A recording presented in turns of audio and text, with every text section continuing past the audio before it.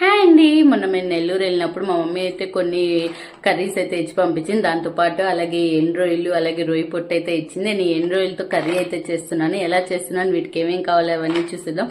ముందుగా మన ఛానల్ ఎవరైనా ఫస్ట్ టైం కనిపిస్తున్నట్టయితే సబ్స్క్రైబ్ చేసుకోవడం మాత్రం మర్చిపోమాకండి. అలాగే వీడియోని స్కిప్ చేయకుండా లాస్ట్ వరకు చూడండి. అప్పుడే ఇక నేనైతే ముందు రోజునైతే ఎండు రొయ్యలన్నీ నానబెట్టుకుంటే వాటిలో ఉన్న మీసక మట్టి ఏమన్నా ఉన్నది పోతుంది కాబట్టి నేను ఇక్కడ అయితే నానబెట్టుకున్నాను.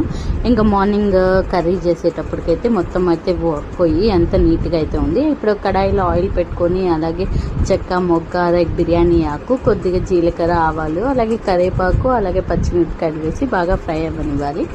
అది బాగా ఫ్రై అయిన తర్వాత ఆనియన్స్ వేసి బాగా గోల్డెన్ కలర్ వచ్చేంత వరకు ఫ్రై చేసుకోవాలి.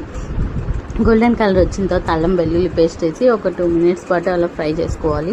కర్రీస్ చేయడం చాలా ఈజీ. నాకు వంట చేశాకే అర్థమైంది కర్రీస్ అనేది ఇంత ఈజీగా అని చెప్పేసరికి నేనైతే చాలా ఈజీ సింపుల్ ప్రాసెస్లో చేస్తూ ఉంటాను. బ్యాచిలర్స్ లేదా ఇప్పుడు వంటలు నేర్చుకునే వాళ్ళకి చాలా బాగా యూజ్ అవుతుంది.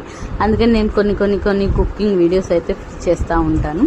అలాగే ఇంకా సన్నగా కట్ చేసుకున్న టమాటా అలాగే పసుపు ఉప్పు వేసి బాగా ఫ్రై చేసుకోవాలి. ఆయిల్ పైకి తగిలిన తర్వాత కావాల్సిన మునక్కాయ అయినా లేదా మామిడికాయ సంథింగ్ ఏదైనా ఉంటే అది వేసుకొని అలాగే నేను ఎండు రొయ్యలు అయితే వేసేసి ఉప్పు కారం బాగా పట్టేటట్టు ఒక 10 minutes పాటు అయితే ఆయిల్ కోసి అయితే వదిలేసాను.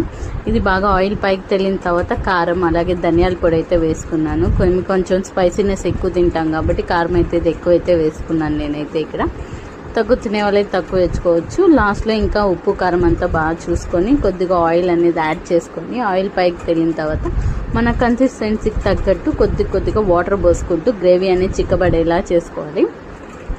అప్పుడైతే గ్రేవీ చిక్కబడిన తర్వాత తినడానికి టేస్ట్ అయితే చాలా బాగుంటుంది. నేనైతే ఇక్కడ ఎండు రొయ్య అనేది ఉడికిందా లేదా అని అయితే చూస్తూ ఉన్నాను. ఒక 80% అయితే ఉడికిపోయింది. నాకైతే చాలా బాగా నచ్చింది.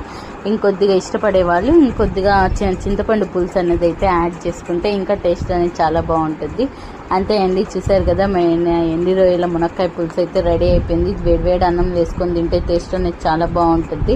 అంతేనండి, కర్రీ అన్నది అయిపోయింది. దీని మీద కొత్తిమీర అయితే వేసి ఇంకా దించేసుకోవడమే. నా దగ్గర లేదు కాబట్టి నేనైతే స్కిప్ చేసేసాను. మీ దగ్గర కానీ ఉంటే కొత్తిమీర వేసేసి ఇంకా దించేసుకోండి. ముందుగా మన ఛానల్ ఎవరైనా ఫస్ట్ టైం కనిపిస్తున్నట్టు సబ్స్క్రైబ్ చేసుకోవడం మాత్రం మర్చిపోమాకండి.